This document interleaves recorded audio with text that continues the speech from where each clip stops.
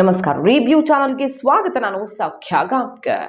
Social ಮೀಡಿಯಾದಲ್ಲಿ ಕಿಡಿ ಹೊತ್ತಿಸಿದ ಕೈ ನಾಯಕನ ವಿಡಿಯೋ ಎಲೆಕ್ಷನ್ ಟೈಮ್ ಅಲ್ಲಿ ಸಿಕ್ಕಾಪಟ್ಟೆ ಕಾಂಟ್ರವರ್ಸಿಗೆ ಕಾರಣ ಆಗಿದೆ ಈ ಮಾತು. ಹಾಗಾದ್ರೆ ಚುನಾವಣೆ ಈ ಸಲ ಇಷ್ಟು ಕೀಳು ಮಟ್ಟಕ್ಕೆ ಇಳಿಯೋ ತರ ಮಾಡಿದೆ ನಾಯಕರನ್ನ. ಬಿಜೆಪಿ ಕಾಂಗ್ರೆಸ್ ಇಬ್ರು ನಾನಾ ನೀನಾ ಅನ್ನುವಂತೆ ನಾಲಿಗೆ ಹರಿಬಿಟ್ಟಿರೋದು, ಯಾರೂ ಕಡಿಮೆ ಇಲ್ಲ ಅನ್ನೋ ರೀತಿಯಲ್ಲಿ ಮಾತುಗಳು. ಅದಾದ ಬಳಿಕ ಬಂದಂಥ ಕೈ ನಾಯಕನ ರಿಯಾಕ್ಷನ್ ಇದೆಯಲ್ಲ, ಅದಕ್ಕೆ ಕೌಂಟರ್ ಮಾಡೋದಕ್ಕೆ ಹೋಗಿ ಕೊಟ್ಟಂಥ ರಿಯಾಕ್ಷನ್ ಇಷ್ಟು ದೊಡ್ಡ ಎಡವಟ್ಟಿಗೆ ಕಾರಣ ಆಗಿರೋದು ಮಾಹಿತಿ ಮುಂದೆ ಇಡ್ತಾ ಇದೀವಿ. ಮಿಸ್ ಮಾಡಿದ್ರೆ ನಮ್ಮ ಚಾನಲ್ನ ಸಬ್ಸ್ಕ್ರೈಬ್ ಮಾಡಿ, ಹಾಗೆ ನಿಮ್ಮ ಅಭಿಪ್ರಾಯ ಕಮೆಂಟ್ ಮಾಡಿ ತಿಳಿಸಿ. ಎಸ್ ವೀಕ್ಷಕರೇ, ಎಲ್ಲ ರಾಜ್ಯಗಳಲ್ಲೂ ನೋಡ್ತಾ ಇದ್ದೀವಿ, ಇದೇನು ನಮ್ಮ ರಾಜ್ಯದಲ್ಲೂ ಹೊರತಾಗಿಲ್ಲ. ವೈಯಕ್ತಿಕ ವಾಗ್ದಾಳಿಗಳು, ಕೀಳು ಭಾಷೆಯ ಪ್ರಯೋಗ, ಬಹಳ ಕೆಟ್ಟ ಕೆಟ್ಟ ಪದಗಳನ್ನು ಪ್ರಯೋಗಿಸಿ ಚುನಾವಣಾ ಆಯೋಗವೇ ಬಿಸಿ ಮುಟ್ಟಿಸಿರೋದರ ತನಕ ಆಗಿದೆ. ಈಗ ಇದ್ರ ಬೆನ್ನಲ್ಲೇ ಕೈ ನಾಯಕನ ವಿಡಿಯೋ ಯಾವ ರೀತಿ ಸದ್ದು ಮಾಡ್ತಾ ಇದೆ ನೋಡಿ. ಬಿಜೆಪಿ ನಾಯಕನೇ ಶುರು ಮಾಡಿದ್ದು ಇಲ್ಲಿ ಅಸಲಿಗೆ. ಗುಜರಾತಲ್ಲಿ ಆಮ್ ಆದ್ಮಿ ಪಕ್ಷದಿಂದ ಬಂದು ಈಗ ಬಿಜೆಪಿಯಲ್ಲಿರುವಂತಹ ನಾಯಕ ಭೂಪತ್ ಭಯಾನಿ ರಾಹುಲ್ ಗಾಂಧಿಯನ್ನ ಇಂಪಾರ್ಟೆಂಟ್ ಅಂತ ಕರ್ತಿರೋದು. ರಾಹುಲ್ ಗಾಂಧಿ ವಿರುದ್ಧ ವೈಯಕ್ತಿಕ ಟೀಕೆ ಮಾಡೋದಕ್ಕೆ ಶುರು ಮಾಡ್ತಾರೆ. ಅಸಮರ್ಥ, ಕೈಲಾಗದವರು, ಇಂಪಾರ್ಟೆಂಟ್ ಅನ್ನುವ ವರ್ಡು ಕೂಡ ಬಂದುಬಿಡುತ್ತೆ. ಕೊನೆಗೆ ಇದು ಕಾಂಗ್ರೆಸ್ಸಿಗರ ಆಕ್ರೋಶಕ್ಕೆ ಕಾರಣ ಆಯಿತು. ಈ ರೀತಿ ಕೆಸರಚಾಟ ನಡೀತು.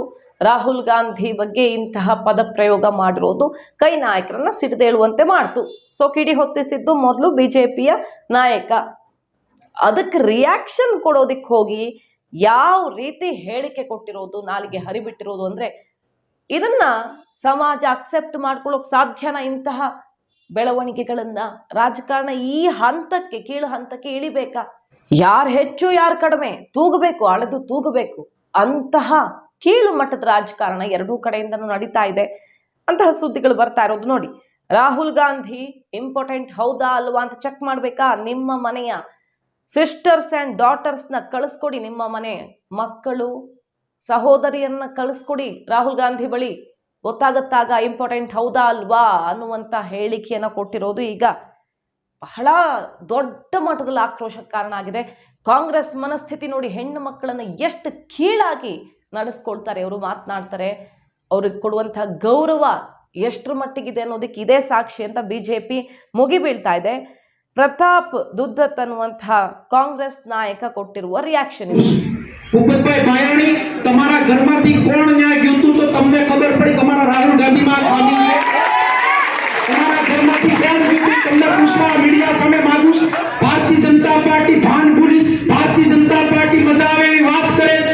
ಬಿಜೆಪಿಯ ನಾಯಕ ಕೆಣಕಿದ್ದಕ್ಕೆ ಕಾಂಗ್ರೆಸ್ ಲೀಡರ್ ಕೊಟ್ಟ ಕೌಂಟರ್ ಇದು. ಯಾರು ಹೆಚ್ಚು ಯಾರು ಕಡಿಮೆ ಅನ್ನೋದು ಗೊತ್ತಿಲ್ಲ, ಆದ್ರೆ ಈಗ ಬಿಜೆಪಿಗರು ಸಿಡಿದೆದ್ದಿದ್ದಾರೆ. ಈ ವಿಡಿಯೋ ದೊಡ್ಡ ಮಟ್ಟದಲ್ಲಿ ಸದ್ದು ಮಾಡ್ತಾ ಇದೆ. ಯಾಕಂದ್ರೆ ರಾಹುಲ್ ಗಾಂಧಿ ವಿಚಾರದಲ್ಲೇ ಜಟಾಪಟಿ ಮಾಡ್ಕೊಳ್ಬಹುದಿತ್ತು, ಹೆಣ್ಣು ಮಕ್ಕಳ ತನಕ ಬಂದಿದ್ದು ಯಾಕೆ, ಅದು ಇಷ್ಟು ಕೀಳು ಮಟ್ಟದಲ್ಲಿ ಭಾಷೆ ಪ್ರಯೋಗ ಮಾಡಿದ್ದು ಯಾಕೆ ಅನ್ನುವ ಆಕ್ರೋಶ ಭುಗಿಲೆದ್ದಿದ್ದು. ಪ್ರತಾಪ್ ದುದ್ದತ್ ವಿಡಿಯೋ ಕೈಗೆ ಮುಜುಗರವನ್ನ ತಂದಿಟ್ಟಿದೆ. ಮೊನ್ನೆಯಿಂದ ನೋಡ್ತಾ ಇದ್ದೀವಿ, ಒಂದಾದ್ಮೇಲೆ ಒಂದು ಸ್ಟೇಟ್ಮೆಂಟ್ಗಳೇ ಬಿಜೆಪಿಗೆ ಅಸ್ತ್ರ ಆಗ್ತಿರೋದು. ಗೋವಾದ ಕಾಂಗ್ರೆಸ್ ನಾಯಕ ಗೋವಾಗೆ ಈ ದೇಶದ ಕಾನೂನೇ ಅನ್ವಯ ಆಗಲ್ಲ ಅಂತ ಹೇಳುವ ಮೂಲಕ ಅದೊಂದು ಅಸ್ತ್ರವನ್ನು ಕೊಟ್ಟರು. ಕರ್ನಾಟಕದಲ್ಲಿ DK ಸುರೇಶ್, ಗೋವಾದಲ್ಲಿ ಈ ರೀತಿಯ ಕೈ ನಾಯಕರು, ಇಲ್ಲಿ ನೋಡಿದ್ರೆ ಸಂಪತ್ತನ್ನ ಹರಿದು ಹಂಚ್ತೀನಿ ಅಂತ ಹೇಳೋರು. ನೋಡಿ, ಇಂಥವರ ಕೈಯಲ್ಲಿ ದೇಶ ಕೊಡ್ತೀರಾ ಅಂತ ವಾಗ್ದಾಳಿ ನಡೆಸೋದಿಕ್ಕೆ ಅವಕಾಶ ಆಯಿತು. ಶರಿಯಾ ಲಾ ಇಂಪ್ಲಿಮೆಂಟ್ ಮಾಡ್ತೀವಿ ಅಂತ ಪ್ರಣಾಳಿಕೆಯಲ್ಲಿ ಹೇಳುವ ಈ ಮನಸ್ಥಿತಿ, ಕಾಂಗ್ರೆಸ್ನ ಮನಸ್ಥಿತಿಗೆ ಓಟ್ ಹಾಕ್ತೀರಾ ಅಂತ ವಾಗ್ದಾಳಿ ನಡೆಸಿದ್ದಾಯ್ತು. ಅದರ ಬೆನ್ನಲ್ಲೇ ಈಗ ಗುಜರಾತ್ ಕಾಂಗ್ರೆಸ್ ನಾಯಕನ ಈ ಕೀಳು ಮಟ್ಟದ ಹೇಳಿಕೆ ಕಾಂಟ್ರವರ್ಸಿ ಆಗಿದೆ. ಬಿಜೆಪಿಗೆ ಮತ್ತೊಂದು ಅಸ್ತ್ರ ಸಿಕ್ಕಂತಾಗಿದೆ. ಇತ್ತೀಚೆಗೆ ಇಂತಹ ಹಲವು ಕಾಂಟ್ರವರ್ಸಿಗಳಾದವು.